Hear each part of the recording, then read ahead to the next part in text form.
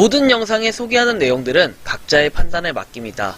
니 에이스 채널은 항상 모든 영상에 있어서 유료로 하는 것들은 신중하게 결정하시는 것이라고 말씀드립니다. 아울러 무료로 하는 것들 역시 각자의 판단으로 선택해서 결정하는 것이라는 점을 강조드립니다. 안녕하세요, 리 에이스입니다. 자, 여러분들 이번 시간은 메타 드라이브에 대해서 한번 점검하러 나왔습니다. 자, 검열단도 아니고 무슨 점검입니까? 그쵸? 저는 뭐 채굴 코인을 점검하는 사람이기도 합니다. 그쵸? 그래서 일단은 여기 상황을 한번 지켜보겠습니다. 현재 상황이 어떤지부터 여러분들 확인할 필요가 있겠는데, 사실 메타 드라이브는 어떻게 보면은 굉장히 프로젝트 규모에 비해서는 엄청나게 저평가받고 있는 게 아닌가, 이런 생각이 좀 들어요. 그게 무슨 뜬금없는 소린지는 곧 제가 말씀드릴 건데, 일단 메타 드라이브를 눌렀을 땐 이거 하나밖에 안 뜨고, 메타 드라이브는 이거 하나만 개발을 꾸준히 하고 있는 것으로 보여집니다. 공식 사이트도 있긴 해요.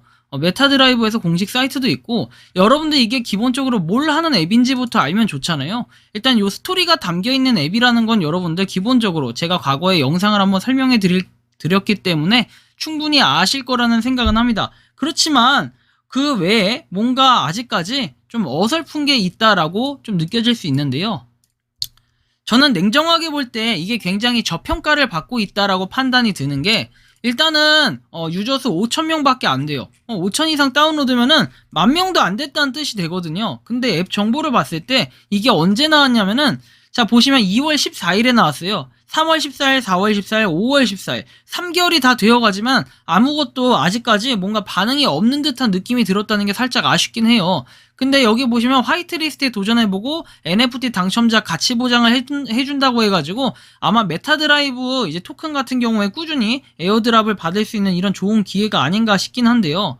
여러분들한테 좀 더 이 의미를 전달해드리기 위해서 뭘 말씀드릴 거냐면은, 일단 메타 드라이브 같은 경우에는 여러분들이 앱을 실행시키시면은 요런 화면이 뜰 거예요. 그럼 여기서 스타트 버튼만 누르면은 채굴이 시작되는데, 여러분들이 걸어간 거리, 지하철 탄 거리, 버스를 탄 거리, 택시 탄 거리, 뭐 장거리 운전을 한 거리, 이런 것들이 다 책정이 된다는 거죠. 그 책정, 스타트 버튼을 누르고 책정을 해서 왔다 갔다 하다가 한번 눌러주게 되면은 여러분들이 그만큼의 메타 드라이브를 다시 받을 수 있다는 거죠. 그래서 이거를 여러분들 모르시는 분들이나 간과하시는 분들이 굉장히 많아요. 여러분들 하나의 예로 들어 드릴게요. 스태푼 같은 거, 스태푼이라든지 막 그런 앱들 인기 많고 많이들 하잖아요. 걸음수로 한다고 해가지고 많이들 하는데, 그런데 이 앱 과연 어떻게 될까요? 저평가받고 있다는 이유 제가 하나 팩트 체크해 드릴게요. 자, 일단은 이렇게 눌러서 도착하면은 여러분들 요걸 눌렀을 때 이 MD 메타 드라이브 토큰을 받을 수가 있는데요. 자, 보시면 클레이 스왑에도 상장이 돼 있는 걸 볼 수 있고, 100개당 가격이 39 클레이입니다. 무려 엄청나게 비싸게 책정이 돼 있죠. 자, 이 소리는 뭐냐면은, 물론 메타 드라이브 이 자체를 당장에 지금 출금이 가능하진 않는 걸로 기술적으로는 보여지는데요. 이 소리는 뭐냐면은 10 메타 드라이브당 3.9 클레이라는 뜻이에요. 즉 하나의 클레이를 1,000원으로 잡았을 때는 10개당 3,900원이란 뜻이죠. 물론 거리에 비례하기 때문에 모으기도 좀 힘든 걸로는 알고 있습니다. 하지만 이렇게 봤을 때 과거에 우리가 지오 코인이라든지 다른 여러 가지 코인들을 뭔가 하고 있잖아요. 그것들에 비해서 한번 비교를 해서 생각해 볼 때는 오히려 이게 훨씬 더 득이 될 수 있다는 거예요.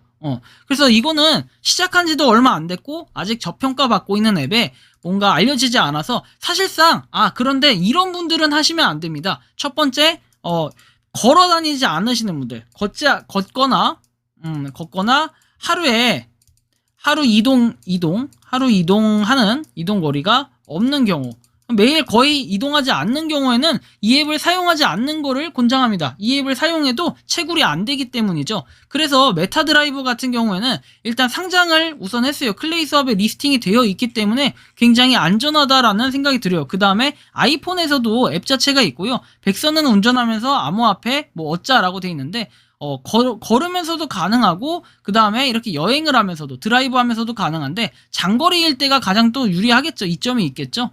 그리고 뭐 배 타면서 이런 것도 가능할 텐데, 실제로 기술적으로 봤을 때 배 타는 것까지는 사실 모르겠네요. 배에서 와이파이나 뭐 GPS가 잡히면 상관없지만 비행기는 꺼둬야 되기 때문에 이건 좀 어려울 것 같고, 개요나 이런 걸 보면은 우후죽순처럼 늘어났다 해서 이런 내용들이 쭉 나와 있고요.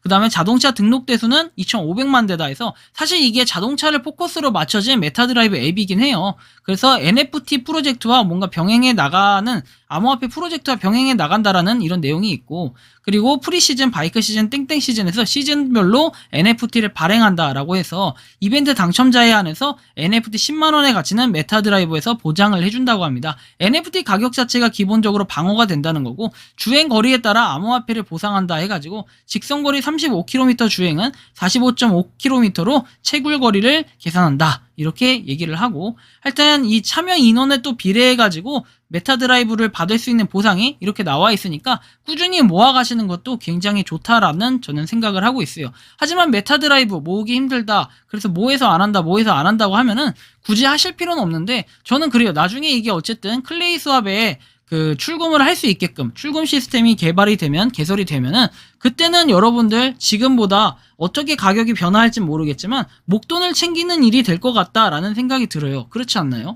왜 저만 이게 되게 좋아 보인다라고 좀 생각할 수 있을 텐데, 사실 클레이 스왑을 상장을 한다라는 얘기를 처음 했을 때는 반신반의했어요. 상장부터 하고 말해야지 지금 미리 떠들어봐야 좋을 게 뭐가 있냐라는 생각을 했었는데, 지금 보면은 클레이 스왑에 상장도 돼 있고 또 덱사타로 가보겠습니다. 덱사타에도 있는지 확인해 볼 필요가 있겠죠. 자, 메타드라이브 쳐보겠습니다.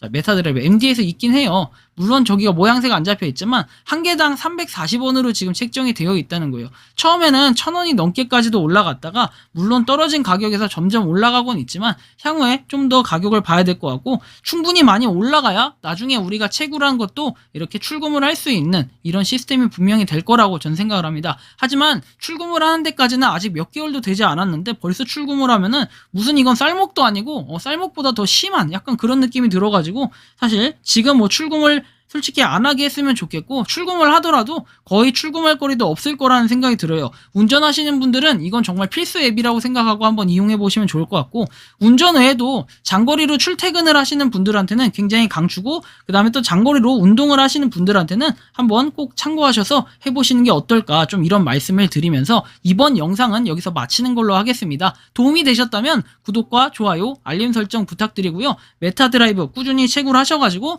나중에 또 클레이 스왑에 이렇게 출금할 수 있는 날, 그리고 다른 거래소에 혹시나 상장을 했을 때 우리가 웃을 날이 오기를 바라면서 한번 열심히 지금부터라도 시작해 보신다면은 분명히 좋은 저평가 앱이라고 전 판단을 하고 있습니다. 이번 영상 여기서 마치는 걸로 하겠습니다. 감사합니다. 평소에 궁금하셨지만 내가 시도해보기 어렵거나 시간 낭비하고 싶진 않고 새로운 제보를 해주실 분들께서는 아래의 주소로 메일을 보내주시면 제가 해결해 드리겠습니다. 그리고 단톡방은 유튜브 검색창에 소통 창구를 개설했습니다. 검색해 주시면 자세한 안내가 나오니 참고하시면 도움이 되실 것 같습니다. 리 에이스였습니다.